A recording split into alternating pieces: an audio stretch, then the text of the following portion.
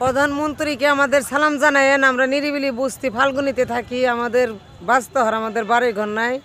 প্রধানমন্ত্রীর কাছে অনুরোধ করে বলছি, আমাদের যদি একটা ঘুচিগিরেম দেয় তার জন্য আমাদের অনেক শুভেচ্ছা জানাবো। আমরা অনেক অসহায় গরিব, আমাদের বাড়ি ঘর নাই, বাঁচতে হয়। আমাদের বাড়ি ঘর সব কিছু অষ্টাশি বন্যাতে ভেঙে নিয়ে গেছে, এখন আমরা বাঁচতে হয় আমাদের চলতেছি। প্রধানমন্ত্রীর কাছে সালাম জানায়, আমাদের জানি একটা ঘুচিগিরাম তৈরি করে দেয়, সবার ঘরে ঘরে একটা করে গরু বাছর জানি সে কিস্তির হিসেবে আমাদের জানি দেয়, ছেলে মেয়েগুলো ভালো পরিবেশে জানি মানুষ হতে পারে। অনেক ধন্যবাদ।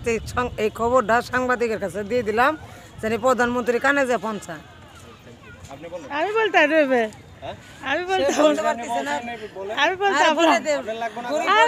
মানুষের কাছে 500 টাকা দিয়ে 600 করে টাকা দিতেছে।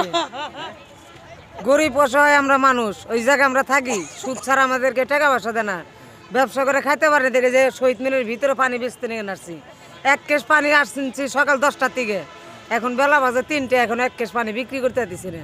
4টে পোলাপান, স্বামী হলো পাগল, কি করে খাবো কন? বোতল টুকাতে যায়, তা ও বোতল টুকে পায় না, সব এই স্মৃতিসৌর মহিলারা বোতল টুকে ভরে আলা। প্রধানমন্ত্রীর কাছে আমাদের সালাম জানেন, যাতে আমরা জানি এখানে বেশি বেশি পানি বিক্রি করতে পারি, আর আমাদের জন্য জানি কিছু সে জানি করে দেখাতে পারে। আমরা এখানে 100টা ফ্যামিলি লোক আছি, সবটি আমরা ভোটার। এই জায়গায় ভোট দিলাম, 10 টাকাও খাইতে এলাম না, দেশের জন্য খালি ভোটই দিলাম।